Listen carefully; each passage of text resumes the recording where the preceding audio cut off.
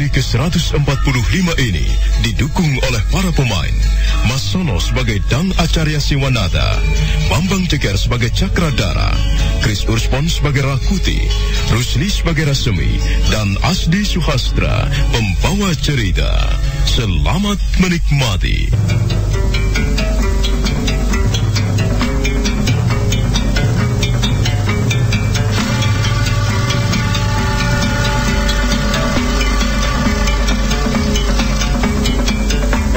Majapahit, juga bernama Wilwa Tikta, juga biasa disebut Tikta Wilwa. Dalam serat Pararaton, Majapahit juga ditulis sebagai Tikta Sripala. Majapahit mempunyai pusat pendidikan calon tanda, calon pegawai-pegawai istana, calon pangreh praja. Para siswa yang dididik di tempat itu nantinya diharapkan bisa bekerja mengabdi kepada raja maupun kepada negara. Mereka dibina, dibimbing untuk menjadi orang-orang yang handal dalam bidangnya masing-masing. Karena masyarakat manusia pada zaman Majapahit masih mengenal kasta, maka tidak semua orang dapat diterima menjadi siswa pusat pendidikan tersebut. Para siswa adalah orang-orang terpilih. Rasemi dan Rakuti ingin sekali mengikuti pelajaran di pusat pendidikan para calon tanda. Mereka sudah tiba di depan pintu gerbang, dan beberapa orang penjaga menahan mereka. Rasemi berusaha menanyakan segala sesuatunya dengan sopan dan ramah. Sementara Rakuti bersikap lain. Dia kelihatan kesal, dan tangannya sudah gatal menghadapi dua orang penjaga pintu gerbang yang sombong. Kalian tunggu di sini. Kalian tidak bisa langsung masuk sebelum dapat izin dari Bapak Dang Acarya Siwanata. Iya, di situ. Kalian harus duduk di situ. Biar kami akan menghadap Bapak Dang Acarya lebih dulu. Kalian duduk bersila di situ sampai kami datang kembali kemari. Duduk bersila? Mengapa kami harus menunggu dengan duduk bersila? Iya, itulah peraturan di sini. Terserah kalian mau ikut atau tidak. Maaf, Tuan Prajurit. Tentu saja kami akan ikut peraturan. Ayo Rakuti, kita tunggu.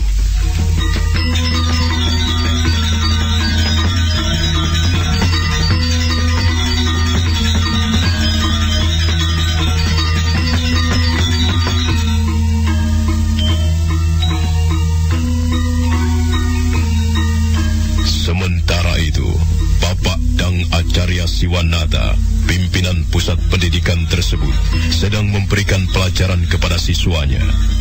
Bapak Dang Acarya Siwanata sedang menjelaskan 19 bab isi kitab Kutara Manawa.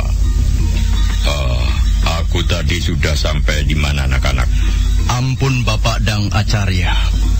Kalau tidak salah, Bapak Dang Acarya baru sampai di bab 4. Ialah mengenai 8 macam pasal pencurian yang disebut Astacora. Terima kasih, Angger Cakradara. Baiklah, akan kuteruskan. Bab kelima ialah mengenai paksaan atau sahasa. Tidak seorang pun dibenarkan memaksakan kehendaknya kepada orang lain, apalagi dengan jalan kekerasan.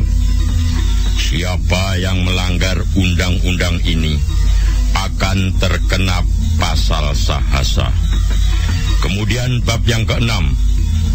Bab ke-6 ialah undang-undang yang mengatur mengenai jual beli atau atul atuku. Jika seseorang hendak membeli sesuatu ataupun menjual sesuatu, dia tidak bisa berbuat seenaknya. Semua itu diatur dalam bab ataupun pasal-pasal atul atuku. Selanjutnya, bab yang ke-7 ialah mengenai gadai atau sanda. Bab ini mengatur segala sesuatu yang berhubungan dengan masalah pegadaian. Kemudian, bab yang ke-8 mengenai utang piutang atau ahutang api hutang. Selanjutnya, bab yang ke-9 ialah undang-undang yang mengatur mengenai barang-barang titipan. Bab ke-10 bicara tentang mahar atau tukon. Bab ke-11 tentang perkawinan atau kawarangan. Bab ke-12 tentang perbuatan mesum atau paradara. Bab ke-13 undang-undang yang mengatur mengenai segala persoalan yang menyangkut masalah warisan atau dewe kaliliran. Bab yang ke-14 undang-undang yang mengatur mengenai perbuatan caci maki atau wak parusya. Bab ke-15 undang-undang yang mengatur mengenai perbuatan menyakiti seseorang atau danda parusya. Bab ke-16 mengenai kelalaian atau kekelehan. Bab ke-17 undang-undang yang mengatur mengenai perkara-perkara perkelahian atau atukaran. Bab ke-18 undang-undang yang mengatur mengenai persoalan-persoalan tanah atau bumi. Adapun perbuatan fitnah akan memperoleh sanksi ataupun hukumannya ataupun aturan-aturannya. Undang-undang mengenai fitnah ini dinamakan Duilatek. Nah, anak-anak, bagaimana? Apakah ada yang masih kurang jelas? Semua ada 19 bab. Seluruh perbuatan orang di seluruh negeri Majapahit ini, baik perbuatan buruk ataupun perbuatan yang baik, diatur oleh 19 bab yang tercantum di dalam kitab Utara Manawa.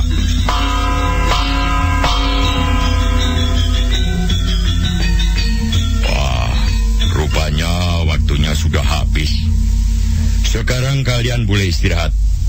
Nanti akan kita teruskan lagi.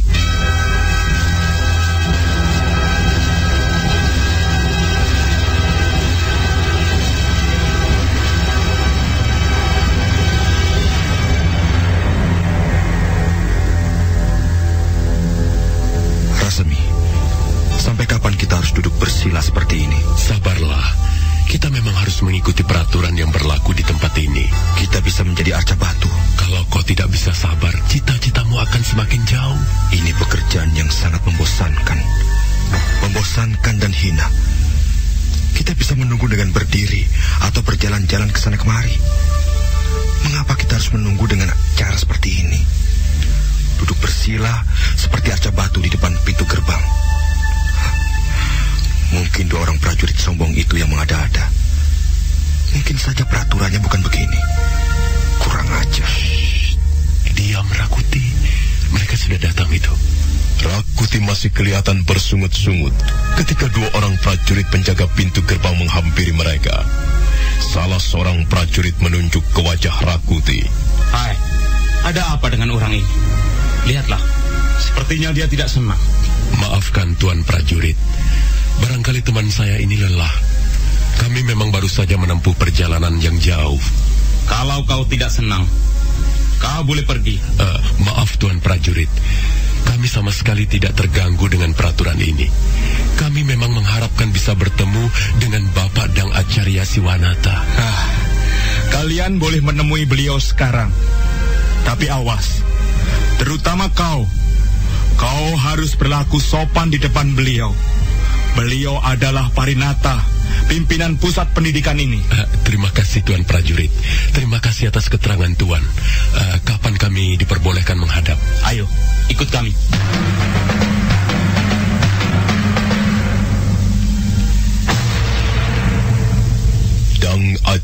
Siwanata duduk di tepi kolam, di atas arca batu. Matanya memandang ke arah kolam yang penuh dengan ikan-ikan hias. Binatang air itu berenang ke sana kemari, menyusup di sela-sela batu, ataupun bermain-main di bawah pohon Padmasana. Padmasana adalah pohon air atau teratai yang warna bunganya biru. Dang Acarya Siwanata kelihatan senang melihat pemandangan itu. Seekor anak lutung menempel di dadanya. Lutung ialah jenis monyet yang berwarna hitam legam seperti arang. Dua orang prajurit penjaga pintu gerbang bergegas melangkah membawa Rakuti dan Rasemi menghadap Parinata. Parinata adalah bahasa Sanskerta, artinya pimpinan. Ampun Bapak Dang Acarya Siwanata. Mereka inilah dua orang yang kami laporkan. Mereka ingin menghadap Bapak Dang Acarya Siwanata. Kalian boleh pergi, prajurit. Ampun Bapak Dang Acarya Siwanata, kami mohon diri. Dua orang prajurit penjaga pintu gerbang segera melangkah pergi. Dang Acarya Siwanata kelihatan tenang-tenang saja. Dia masih memandangi permukaan kolam. Dia sama sekali tidak menghiraukan kehadiran Rakuti dan Rasemi. Aku senang sekali melihat ikan yang berenang-renang ke permukaan kolam. Pemandangan seperti ini membuat hatiku menjadi sejuk. Ampun Bapak Dang Acarya Siwanata. Menyukai kolam dan ikan-ikan hias merupakan citra seni yang tinggi. Apa katamu? Citra seni? Kau tahu apa tentang citra seni? Ampun Bapak Dang Acarya Siwanata. Hamba mohon ampun jika sekiranya kata-kata hamba kurang berkenan di hati Bapak. Ya, duduklah. Sebenarnya aku sedang sibuk. Banyak pekerjaan yang harus ku selesaikan. Tapi karena aku menghargai kehadiran tamu-tamuku, maka aku terpaksa membuang waktu sedikit. Duduklah. Terima kasih Bapak Dang Acarya Siwanata. Terima kasih atas perhatian Bapak kepada kami. Mengapa kau masih belum duduk seperti temanmu itu? Kau takut pakaianmu menjadi kotor? Duduklah Rakuti. Cepat duduk dan aturkan sembah kepada Bapak Dang Acarya Siwanata.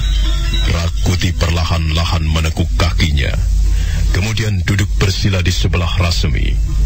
Mereka berdua segera menghaturkan sembah.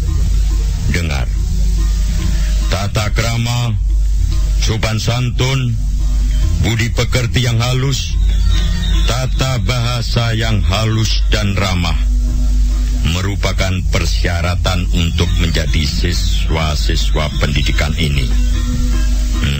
Baiklah. Apa maksud kalian datang kemari? Ampun Bapak Dang Acarya Siwanata. Kami berdua ingin menjadi siswa pendidikan calon tanda. Banyak anak-anak muda yang ingin masuk kemari. Tapi sebagian besar di antara mereka tidak memenuhi syarat-syaratnya. Ampun Bapak Dang Acarya Siwanata. Apakah syarat-syaratnya itu?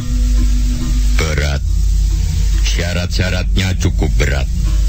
Aku tidak tahu apakah kalian berdua sanggup memenuhi syarat-syarat itu. Kita lihat saja nanti. Siapa namamu? Nama hamba Rasemi, Bapak. Kau siapa? Apakah temanmu ini sudah biasa berbuat kurang sopan? Tundukkan wajahmu, Rakuti. Tundukkan wajahmu dalam-dalam dan jawab pertanyaan beliau. Ayo. Baiklah. Baik, kalau kau tidak bersedia menyebutkan namamu. Sekarang, kau ikut aku. Ampun, Bapak. Maksud Bapak kami berdua? Tidak, kau saja. Biar temanmu itu menunggu di situ. Baik, Bapak. Kau tunggu di sini. Tunggu di sini, Rakuti. Biar aku menghadap beliau lebih dulu. Aku sebal menjalani peraturan-peraturan seperti ini. Ingat, Rakuti, gunakan akal sehatmu. Kau tahu sekarang ini kita berada di mana, dan kita berhadapan dengan siapa?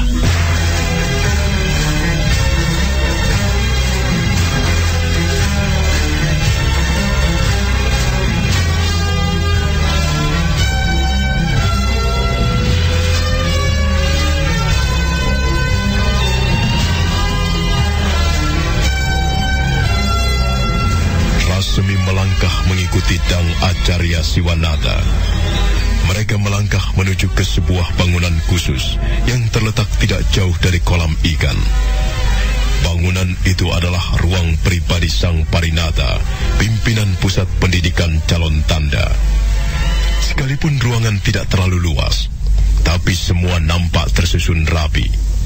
Tiang-tiangnya berukiran indah, demikian pula dinding-dindingnya.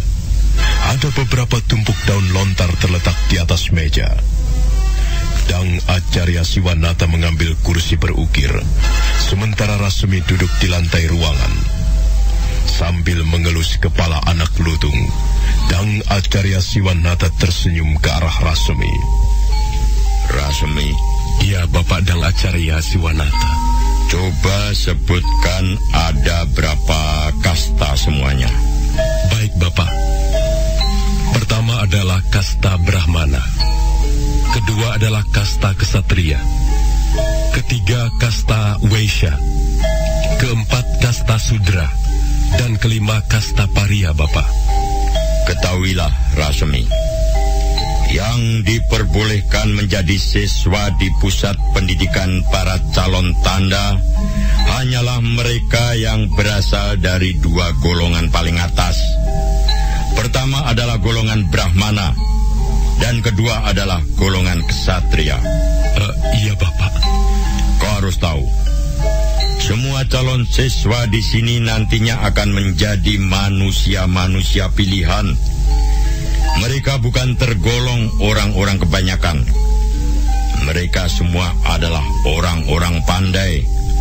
Mereka suka berpikir dan mengabdi kepada negara dengan tulus serta ikhlas. Mereka memang dididik untuk itu. Ampun, Bapak Dang Acarya Siwanata. Kalau memang persyaratannya seperti itu, nampaknya harapan hamba akan sia-sia saja. Kau dari golongan kasta yang mana? Ampun, Bapak. Hamba hanya berasal dari golongan petani. Keluarga hamba memiliki kasta Waisya. Dengar, Rasmi. Semua murid-muridku adalah anak-anak muda yang berasal dari kalangan tertentu. Sebagian di antara mereka adalah putra para Brahmana. Sebagian lagi adalah pangeran-pangeran, kerabat-kerabat kerajaan. Mereka ada yang berasal dari kerabat kerajaan Wengker, Pawanuhan, Daha, Kahuripan, dan sebagainya. Tapi kau tidak usah berkecil hati, Rasmi. Aku tertarik pada penampilanmu. Ampun, Bapak Dang Acarya Siwanata. Bagaimana hamba tidak berkecil hati? Ibarat hamba seorang prajurit yang ingin maju perang. Tapi hamba sudah harus terbunuh di tengah perjalanan. Kau rupanya juga seorang pemuda yang pintar berkata-kata. Bagus, bagus sekali. Orang yang pandai berkata-kata mempunyai banyak jalan untuk maju. Bagus. Tapi sebenarnya tidak seluruhnya murid-muridku berasal dari kasta Brahmana ataupun Ksatria. Ada di antara mereka yang berasal dari kasta Waisya. Itu merupakan pengecualian. Ampun, Bapak. Mengapa mereka memperoleh pengecualian? Begini. Sekalipun anak itu berasal dari golongan Waisya, tapi bisa saja dia masuk pusat pendidikan ini. Misalnya saja, karena ayahnya seorang pahlawan, orang tua laki-lakinya mati di medan peperangan untuk mengharumkan nama bangsa dan negara. Atau bisa saja mereka dari golongan Waisya, asal orang tuanya kaya raya. Ampun, Bapak Dang Acarya Siwanata. Sekalipun Bapak sudah menjelaskan semuanya, tapi hamba tetap berkecil hati. Hamba berasal dari kasta Waisya. Sementara orang tua laki-laki hamba bukan seorang pahlawan. Keluarga hamba juga bukan berasal dari keluarga saudagar kaya raya. Jadi, sepertinya niat hamba tetap tidak akan terlaksana. Oh, tunggu dulu Rasmi. Jangan patah semangat dulu. Marilah kita adakan tanya jawab sebentar. Kau pintar berkata-kata. Kau juga dapat berperilaku sopan serta santun. Oh, kau senang membaca buku-buku? Ampun Bapak, hamba memang senang sekali membaca buku, terutama buku-buku yang menyangkut masalah tata pemerintahan atau sejarah. Oh, mengapa kau senang membaca buku-buku?